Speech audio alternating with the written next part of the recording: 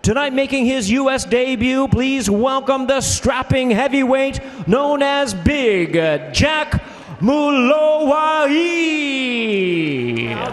Here is the highly decorated amateur champion and the former Cuban national heavyweight champion, introducing the undefeated rising heavyweight star known as the Cuban Flash, introducing Frank Sanchez. Frank Sanchez entered the fight with the confidence of a rising heavyweight who blended slick Cuban technique with the kind of speed and precision rarely seen in the division.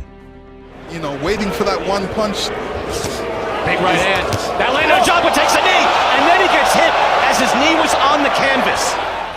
With every victory adding momentum, he approached the bout eager to make another statement on a major stage. But in that fight. Yeah, he was. Oh, right hand, and down goes Negron. Beautiful right hand by Sanchez.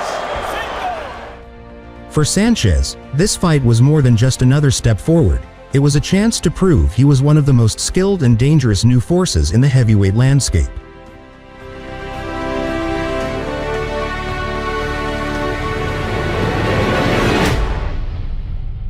Round one, Mulowayi in the white and gold trunks. Sanchez. Yeah, now at 32, he says, you know what, I'm going to follow this boxing dream as long What as... about Ed Too Tall Jones, a football, or does that not count? Yeah, football player. Transpired here in this heavyweight battle against Mulowayi, knockout including 6 first-round KOs. He's done a good job of defending them. But he's, you can see some of the muscle that Sanchez is putting behind the shots. He's looking amazing. There's a combination put together by Sanchez, national amateur team. Everyone knows about become the first Cuban heavyweight champion. And Jorge Luis Gonzalez vied for a piece of the heavyweight crown, but come up short in this one. A lot of action in the opening round as Sanchez unloading. 2 fights for Sanchez, only 11 for Mulowayi. So also the home to the famed Ali Foreman fight. thank God that happened when I was 10. Oh, straight right hand there by Mulowayi, and yet The offense. Mulowayi only threw 17 punches in round 1. Mulowayi's just going to have to do more offensively. of course the fans here would love Trying to to counterpunch, but you also have to start to create your own offense and kind of move the ball and get confident. Even if Sanchez is not landing close. nice combination. Sanchez bringing the fight to Mulowayi. Mulowayi ducks underneath that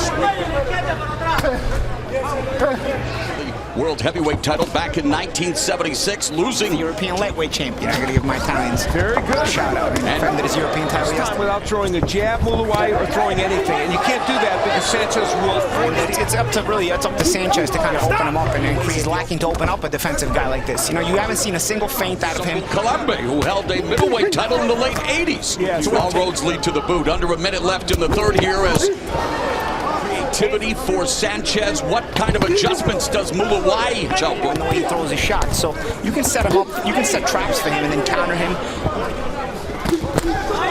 Exchange here in the final seconds of the third round. More of a wrestling match than anything. Short right hand by Mulowayi to pull out of the fight just over a week ago, and thanks Sanchez for... Here's a young man who's being highly promoted. He's undefeated. Great amateur stat. Mulowayi coming into this round had only thrown 17 jabs, and Sanchez had thrown 76. Sanchez telling us that he likes to move forward, boxes with style and ability. Something special from Mulowayi's kitchen. Is he going to cook up a winning recipe here? You know, that punch is just not quite there, but sometime in the coming rounds, I think he's going to land a big right hand. Yeah, it would be hard to imagine Mulowayi winning any of this. Yeah, Mulowayi is leaving a lot to be desired because he looks like at the end of the day, he's right here at mid-range. He never gets a shot off. Body shot and another body shot going upstairs. Sanchez clips. Sanchez again to the body, right uppercut. He's a body puncher. He's a really good body puncher, right? And there's an example of it. And also, that's a great point because Final 10 seconds of the fourth. Frank the Flash Sanchez continues to lead this dance as we head to the fifth. There was an awkward moment where Sanchez comes in and they bang heads. luckily, nobody was cut. The body work by Sanchez, excellent, and that's a terrific right hand downstairs. And Mulowayi trying to land. Keep working the body. You're getting to him. He can't stand too long of this body work you're giving him. That the body work's working, and reminded him about that left hand because they know Mulowayi wants to land the right hand. And Sanchez again rips to the body. And again leads right hand to the midsection. Well, we haven't really seen much of it. The gift of the gab and the gift of jab. Both, I like that. And Larry Holmes, one of the best. That's right. As Kevin Gates said, just the facts. As he's gotten bigger. Jab to the midsection. I think at this point in the fight, And good counter combination by Sanchez. Heavyweight attraction. Once again, here's Jim Gray. That he would like to one day become a police officer. In terms of this fight, he needs to take the handcuffs off his own hands out. As Sanchez continues to unload. Air balls. I think Steve thinks Sanchez is winning. Heavyweight puncher. I think he would have been really, we may have seen more fireworks from his. He probably would have seen more explosions from Jogba. I think Mulowayi would be looking to survive either way. I think Sanchez versus Jogba would be explosive, sure. But then again, Sanchez is the replacement for Jogba. And he continues to tag Mulowayi behind the jab, followed up with a right cross. I wouldn't mind seeing him Sanchez against Jogba after this, you know? That'd be great. Crossroads fight between two prospects. Stop. Here we go. Throwing the right hand and been effective with it.